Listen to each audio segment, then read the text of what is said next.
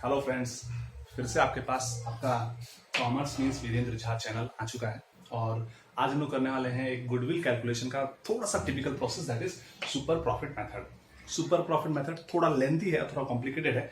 इसके लिए इसको आसानी से समझाने के लिए इसके स्टेप्स को मैंने उल्टा कर दिया। इट मीन्स जो पहला स्टेप है वो लास्ट रहेगा और जो 6 स्टेप है वो पहले कर रहे हैं, ताकि इस पूरे प्रोसेस को हम लोग आसानी से समझ सकें। सबसे पहले गुडविल का फॉर्मूला क्या है? हर बार की तरह जैसे वेटेड एवरेज प्रॉफिट में था, सिंपल एवरेज प्रॉफिट मेथड में था, वैसे गुडविल का फॉर्मूला यहां भी उसी तरह से है। Goodwill is equal to super profit into number of years purchase. Number of years purchase हमेशा की तरह क्वेश्चन में गिवन रहेगा। सुपर प्रॉफिट क्या है? अब ये क्वेश्चन आता है कि सुपर प्रॉफिट होता क्या है, तो सुपर प्रॉफिट कुछ नहीं है। सुपर प्रॉफिट का सीधा सा मतलब है नॉर्मल बिजनेस से आप जितना कमाते हैं उससे ज्यादा कमा रहे हैं। Super profit, bumper profit. Normal business में नॉर्मल प्रॉफिट से ऊपर जो भी कमा रहे हैं वो सब सुपर प्रॉफिट है। ओके बच्चों, नेक्स्ट। तो सुपर प्रॉफिट का फॉर्मूला है super profit is equal to average profit minus normal profit. आप जो रेगुलर बिजनेस से कमाओगे उसमें से नॉर्मल प्रॉफिट को माइनस कर देंगे। नॉर्मल प्रॉफिट क्या होता है ये नया है। एवरेज प्रॉफिट हम लोग पहले भी निकाल चुके हैं। नॉर्मल प्रॉफिट क्या है? नॉर्मल प्रॉफिट निकालने का तरीका है normal profit will be average capital employed into NRR upon 100। ये दोनों आप लेने हैं, नॉर्मल रेट ऑफ रिटर्न और एवरेज कैपिटल एम्प्लॉयड। पहले एनआरआर क्या है वो समझ लेते हैं। मान के चलो 1 लाख रुपए मैंने किसी बिजनेस में डाले और उससे मेरे तरह के सारे बिजनेसमैन 10,000 रुपए कमा रहे हैं। तो ये जो 1 लाख का 10,000 में कमा रहा हूं ये हो गया 10%, और ये 10% ही नॉर्मल रेट ऑफ रिटर्न है। आप इससे ऊपर जो भी कमा रहे हैं वही आपका सुपर प्रॉफिट है। फिलहाल एनआरआर हमको समझना था। दूसरा क्वेश्चन है कि एवरेज कैपिटल एम्प्लॉयड क्या है? तो average capital employed opening capital employed plus closing capital employed upon 2 इसका फॉर्मूला है। बट उससे पहले जान लेंगे कि कैपिटल एम्प्लॉयड क्या है।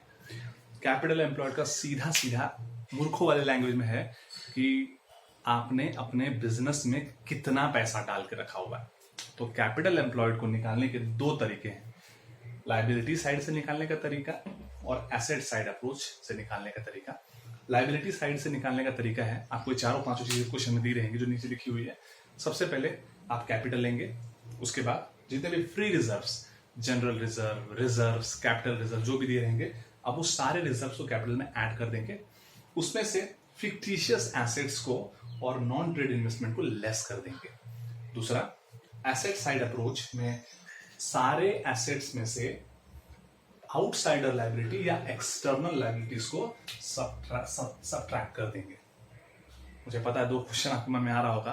पहला क्वेश्चन ये कि सर आपने तो बताया नहीं कि फिक्टिशियस एसेट्स क्या है और ये नॉन ट्रेड इन्वेस्टमेंट क्या है। तो नॉन ट्रेड इन्वेस्टमेंट क्वेश्चन में साफ साफ लिखा रहेगा it is non trade investment. और ये फिक्टिशियस एसेट्स ये वो एसेट्स हैं जिसका बैलेंस शीट में कोई काम नहीं है। ये बैलेंस शीट के एसेट साइड में मुर्दा तरीके से पड़ा हुआ है। बहुत सारे प्रीपेड एक्सपेंसेस का नाम आपने सुने होंगे, डेफर्ड रेवेन्यू एक्सपेंडिचर के बारे में आपने सुना होगा। वो सारे फिक्टिशियस एसेट्स हैं जो किसी काम के नहीं है। दूसरा, एसेट साइड अप्रोच में आपने सारे एसेट्स ले लिए, उन सारे एसेट्स में तो कुछ चीजों को माइनस कर देना, जैसे गुडविल इंटेंजिबल एसेट है, फिक्टिशियस एसेट ऑब्वियसली माइनस करेंगे और नॉन ट्रेड इन्वेस्टमेंट भी माइनस कर देंगे।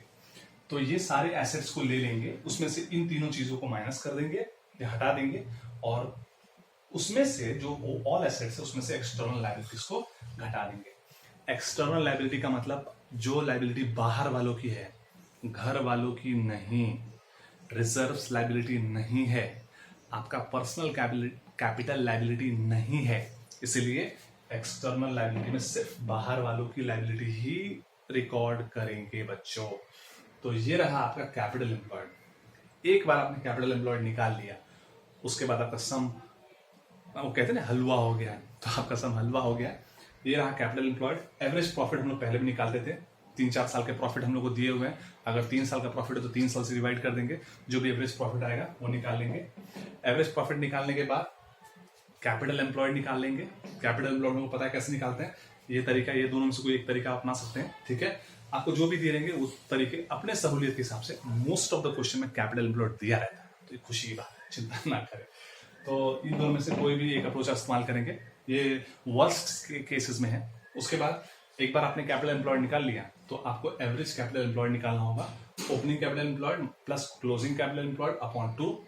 एवरेज कैपिटल एम्प्लॉयड निकालने के बाद नॉर्मल प्रॉफिट निकाल लेंगे, average capital employed into NRR by 100। NRR question में गिवन रहेगा, इसको मार्केट रेट ऑफ रिटर्न भी बोलते हैं। देन उसके बाद निकालेंगे सुपर प्रॉफिट। सुपर प्रॉफिट का फॉर्मूला है average profit minus normal profit. Then last निकालेंगे goodwill will be super profit into number of years purchase. इसको समझने के लिए क्वेश्चन देख लेते हैं। अच्छा, एक क्वेश्चन देख लेंगे। तो क्वेश्चन इज,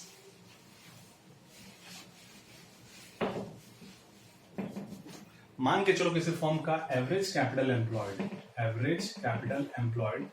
1 लाख रुपीस है। फॉर्म ने पिछले 3 साल, first year, second year, third year में इतने प्रॉफिट कमाए हैं, 20,000, 30,000, 50,000। ठीक है, ये रहा आपका एवरेज कैपिटल एम्प्लॉयड, ये रहा 3 साल का प्रॉफिट।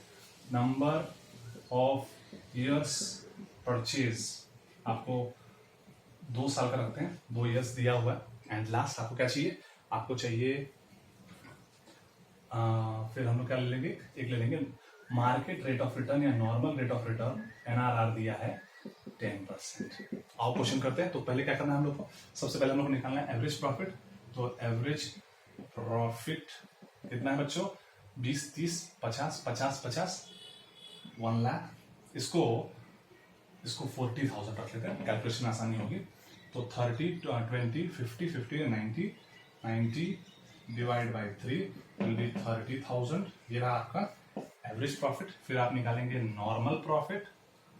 नॉर्मल प्रॉफिट इसका फॉर्मूला है average capital employed into NRR by 100।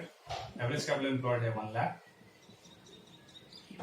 NRR है 10% अपॉन 100, वही 10% मतलब ये हुआ बच्चों, ये 1, 2, ये हो जाएगा 10,000। ये रहा आपका नॉर्मल प्रॉफिट, ये रहा आपका एवरेज प्रॉफिट। तो क्या निकालेंगे, last super profit will be average profit minus normal profit. Average profit है 30,000 माइनस 10,000, इट विल बी 20,000। एक बार आपका सुपर प्रॉफिट आ गया तो सुपर प्रॉफिट से गुडविल निकाल लेंगे। Goodwill is equal to super profit into number of years purchase. Super profit कितना है, सुपर प्रॉफिट है 20,000 और नंबर ऑफ इयर्स परचेज है 2, दैट विल बी 40,000। ये रहा आपका गुडविल कंप्लीट। तो